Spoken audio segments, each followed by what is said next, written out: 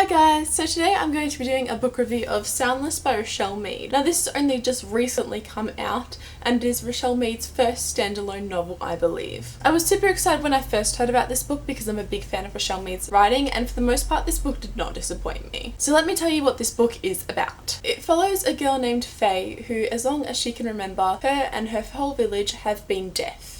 They cannot hear anything. And this village is stuck on top of this very tall mountain and they can't really get down because of the rocky terrain. Now, unfortunately, they don't have the resources to grow any food on top of this mountain, and so the way that they receive their food is by sending down metals and someone will send up food back in return. However, that the food they receive is not nearly enough and the whole village is kind of slowly starving to death. Faye is seen as one of the more higher class citizens in this village as she is an artist. She is one of the ones that paints what happens every day. That's how the village tells their story of what happened during the day. They get the artist to paint it and they're like their records. They generally get the most food out of everybody. Then you have servants and miners. Now in this world, which makes absolutely no sense to me and actually annoyed me a little bit about the book, is that the miners get the least amount of food. However, they have the most important job for the village. As for without them, they won't have any like metals or anything to send back down to get food. However, they get the least amount. It just really kind of makes no sense to me. It seems to me like the people that are doing the hard work and that are literally feeding you should be the ones that need the more food. But then some people in the village are starting to go blind as well, and there are cases that are happening more and more frequently. And Faye's sister is one of these people who are starting to go blind. But then one day Faye has a dream and she wakes up and she can suddenly hear again. She's the only person in the village that can hear anything, and it's unlike anything she's ever experienced before. While Faye is during of you hearing, the people that are sending up the food to them are sending less and less. And it's become such an issue that people are probably going to start dying soon from starvation. There's just not enough food to go around. And so Faye and her childhood friend go on a journey down the mountain to try and find the people that send up the food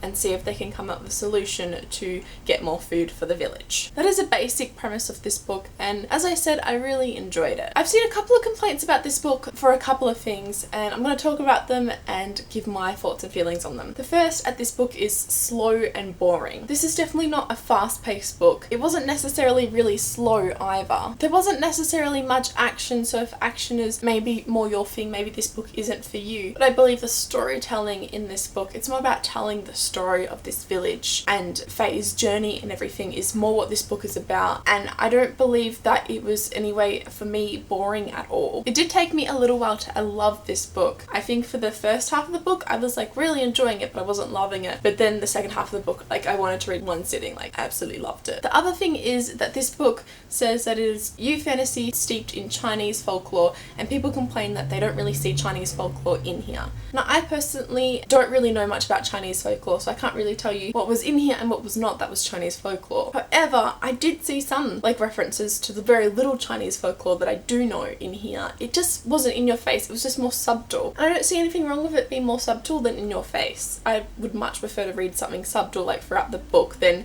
it trying too hard. I meant subtle, by the way, not subtle.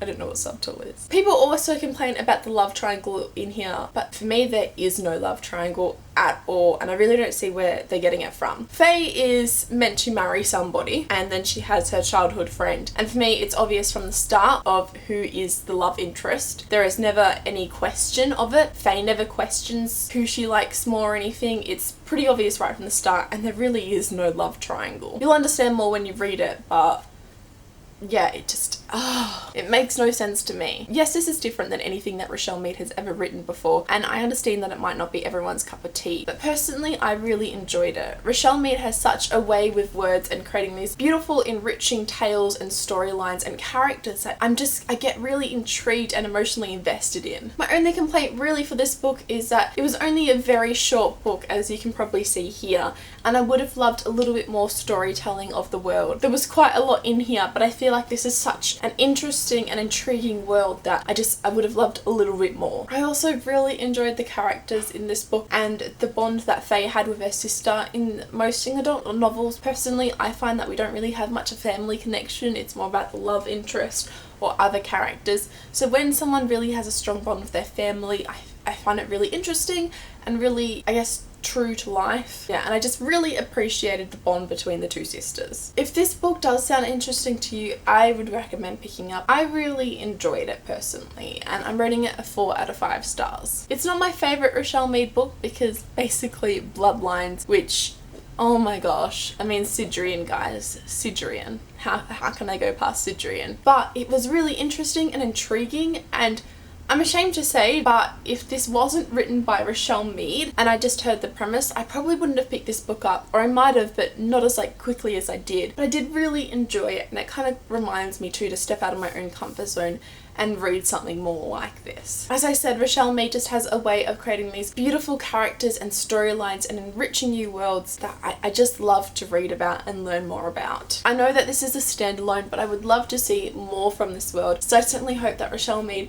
might consider maybe one day writing more in this world. Let me know in the comments below if you have read Soundless and what you thought of it, or if you plan to pick it up anytime soon. And like this video if you liked it, subscribe if you'd like to see more book related videos to me, and I'll see you next time. Okay, bye!